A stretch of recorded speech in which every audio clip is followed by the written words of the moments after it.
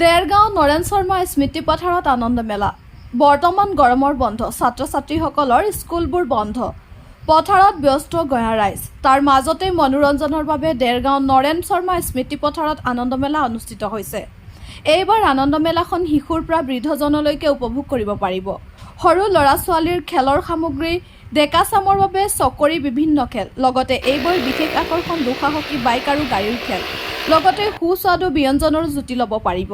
এই আনন্দ মেলাত বিভিন্ন সামগ্ৰীৰ উপলব্ধ বিপণী এই মেলাত উপলব্ধ। আজি স্মৃতি পথাৰত অনুষ্ঠিত হোৱা এই মেলাখনত আহি খুবেই ভাল লাগিছে। সৰু সৰু কণমানি ভাইটি ভণ্টিসকলৰ গৰম বন্ধৰ ছুটীকেইদিনত ইমান ধুনীয়া এটা পৰিৱেশ উপভোগ কৰিবলৈ তেওঁলোকে সুবিধা পাইছে আৰু লগতে আমিও এই ঠাইসমূহলৈ আহি আমাৰ শৈশৱটো পুনৰ ঘূৰাই পোৱা যেন লাগিছে আৰু এনে খেল ধেমালি আৰু এনে আনন্দবোৰে আমাকো পুনৰ এবাৰ জীৱনটোক এটা নতুন দৃষ্টিৰে চোৱাটো সহায় কৰে আৰু এনেদৰে আমাৰ দেৰগাঁওবাসী সুখী হোৱা আমি দেখা পাইছোঁ। আনন্দ মেলা বিশেষকৈ শিশুসকলৰ বাবে এই গৰম বন্ধত এটা উপযোগী বুলিয়ে কৈছোঁ আৰু ভাল লাগিছে। মানুহ হৈছে, বৰষুণো নাই, খেতিৰ মাজতে মানুহে ইয়াত সহযোগিতা আগবঢ়াইছে। খালি এটা কথাই, এই যিটো গেটত 10 টকাৰ সোমাওঁতে ফিজ, সেইটো মোৰ বোধেৰে নল'লে ভাল, কাৰণ সকলোৰে সেইটো অধিকাৰ থাকে।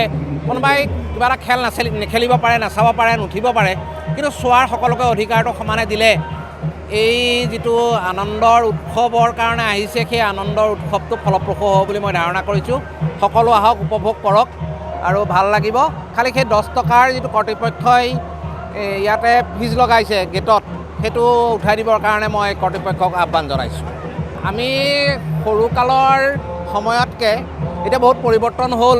তেতিয়া মাত্ৰ সেই ডাঙৰ চকৰিটো আছিল আৰু অন্যান্য চকৰি আছিল আৰু এই মটৰ চাইকেলৰ যিটো ৰেচ হয় সেইটো আছিল। এই সৰু সৰু ল'ৰা ছোৱালীবিলাকৰ কাৰণে যিবিলাক এতিয়া মটৰ চাইকেল, গাড়ী বা প্লেনৰ লেখীয়া আকৃতিৰ যিবিলাক খেল, সেইবিলাক খেল এতিয়া নাছিল। কিন্তু এই মটৰ চাইকেলৰ খেলটো বা এই যি ডাঙৰ চকৰিত উঠাৰ যিটো পৰম্পৰা, সেইটো এতিয়া ভয় লগা হ'ল।